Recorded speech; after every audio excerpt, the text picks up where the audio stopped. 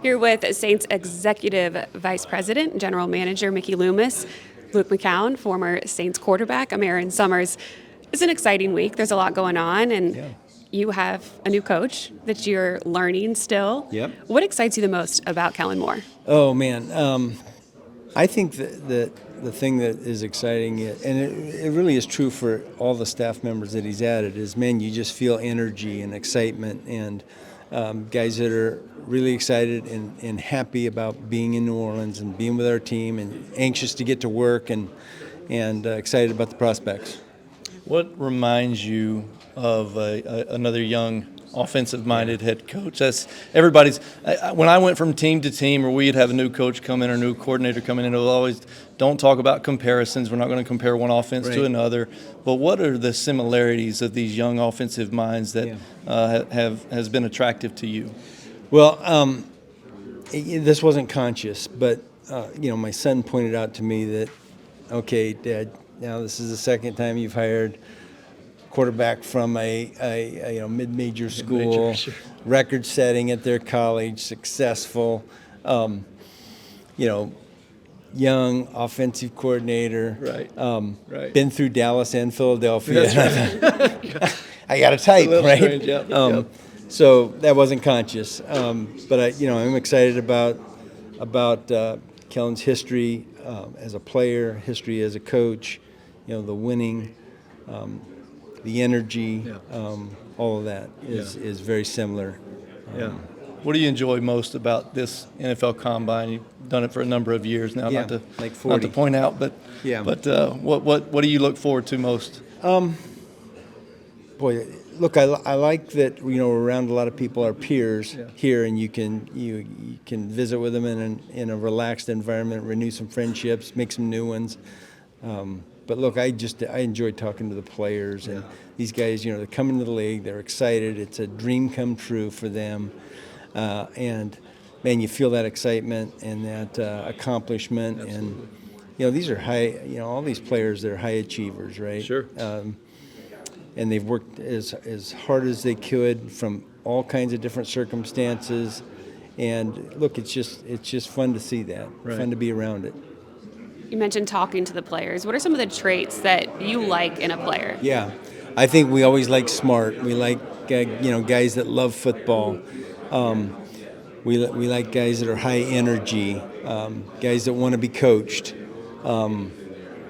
I think those are the main things. Obviously, you're looking for talent and you're looking for special, freak athletic ability and those sorts of things. But all these guys have some level of that. Otherwise, they wouldn't be here. So I think it's a lot of the traits that transfer into the locker room that we're trying to find out about. What's more important for the player at the NFL Combine, the interview or the on-field workout? Yeah, I think that's a good question. I think the interview is really important, but the medical is the number one thing really that we get here. I do think that the on-field work is important because you can confirm some things that you see on tape, and maybe you see some things. Okay, that needs work there, and so if we draft that player, this is an area that we can work on. But I think it's the other things that are it's hard to get someplace else. Sure. What about the importance of drafting really well later in the draft? You've got a great track record with undrafted free agents, the Zach Streifs, the Pierre Thomases, the Marcus Colstons, those guys that were right in that 2010, 2012. You made a run of a lot of really, really, really good, strong picks late in the draft. Our draft picks this year are mostly on the back end of the draft.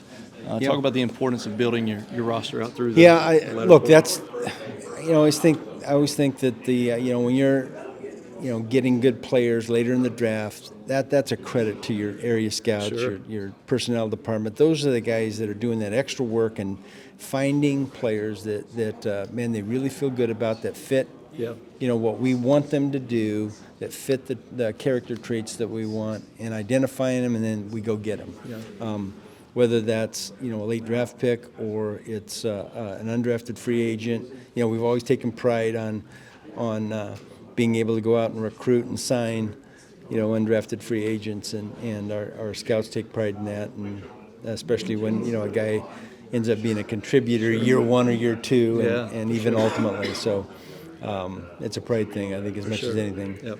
This is all part of building towards the 2025 season. What gives you confidence in where the Saints are going to be this next year? I just think, look, if you're a competitor, and I think all of our guys are competitors.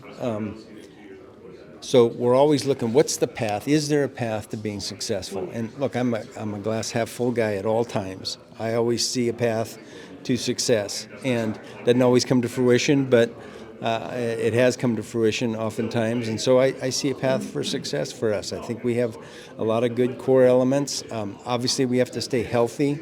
I was encouraged by the early part of the season, obviously, before we had the injuries, and even later, the upside of having younger guys play is you get to see them do some things, and you get to have guys that develop. And so we saw some of that, even though the results weren't what we would have hoped for. So that gives me optimism for this coming season. Speaking of being a glass half full guy, I'm right there with you. You read the news, you listen to the elevator music, as Sean used to call it, and the sky's falling on the Saints, right? We got a cap, we got players, this and that and the other, and yet we're really close to being 9-8, really close to being knocking on the door of the NFC South. We're 4 games lost by a combined 7 points. I think 3 to Philly, the Super Bowl champions. I think 2 points to the Falcons early. Then 2 one-point losses to, I believe, the Panthers and the Commanders.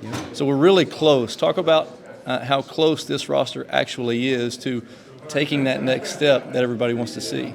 Yeah, look, again, it starts with getting healthy and being healthy throughout the season. And look, yes, you are going to have injuries. All of us do. But you can't have this catastrophic amount of injuries. So we have to find a way to avoid that. The second thing is, look, we have to learn how to expect to win, not hope to win. And look, that was a process that happened back in 2006. Yep.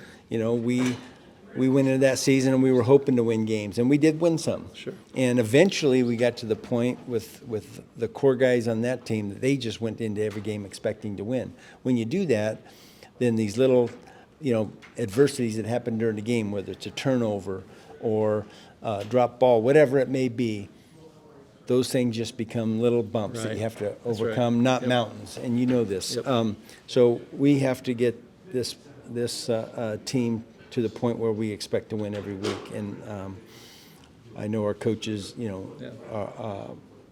understand that, and we'll get to that. Yeah.